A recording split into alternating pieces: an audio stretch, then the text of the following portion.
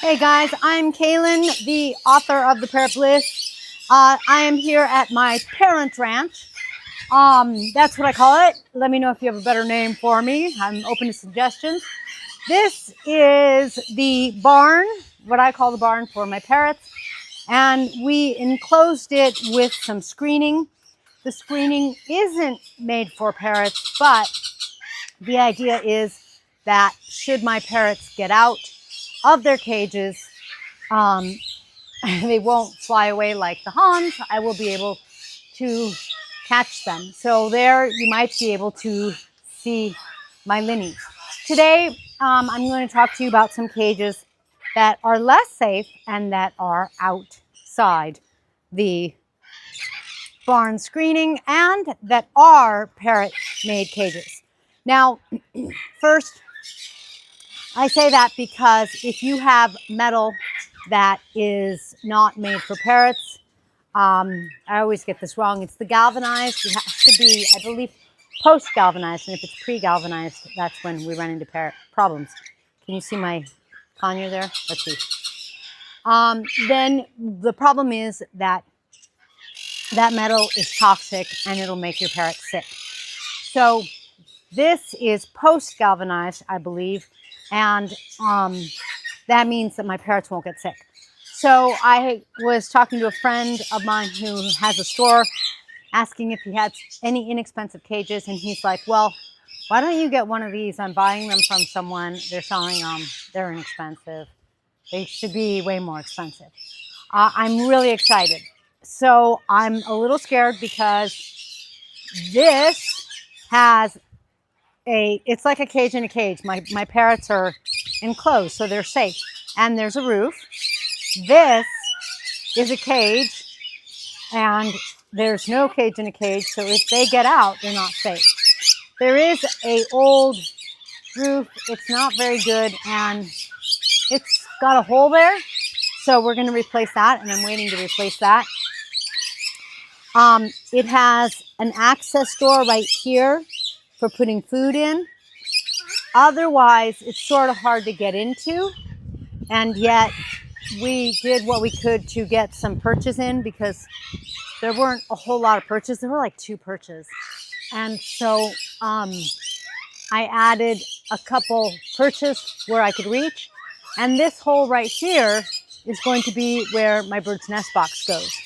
A couple of important things. Number 1, I wanted to have a roof before I put my birds in so that any birds flying overhead, if they have any droppings, their droppings won't get into my bird's cage and into their food, where my birds could eat those droppings and get contaminated, get sick. So that's really important, and that's why I don't have anyone in here yet. Number 2, when you are me and you're fortunate enough to have moved and gotten some land because you are crazy about parrots and they are your bliss, then you have to worry about some other predators like raccoons and opossums. So for the raccoons and opossums, cats too. Rats too, and we got cats for the rats and the mice. So we're also in the process of working on the electric fence.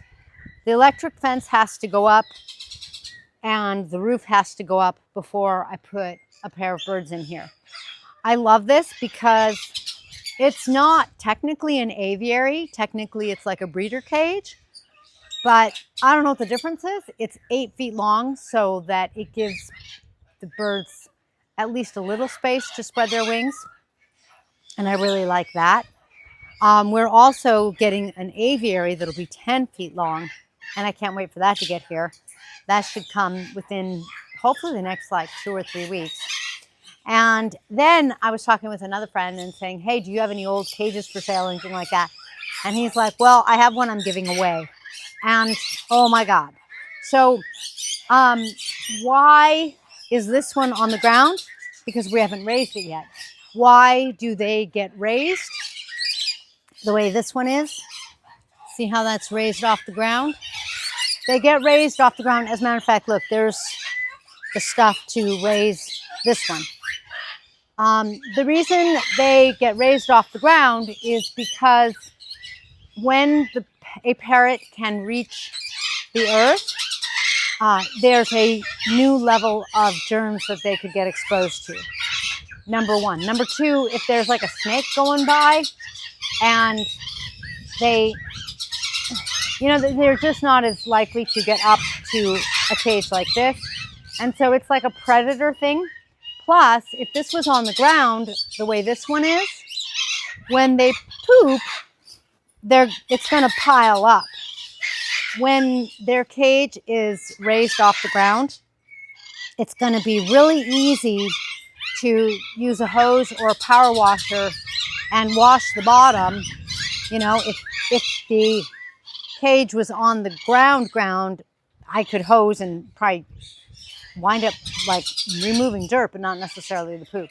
So this one's going to be a lot easier to clean and keep clean kind of thing.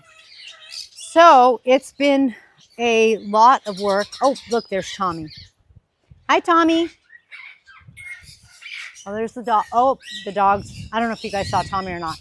Tommy's one of our 2 barn cats.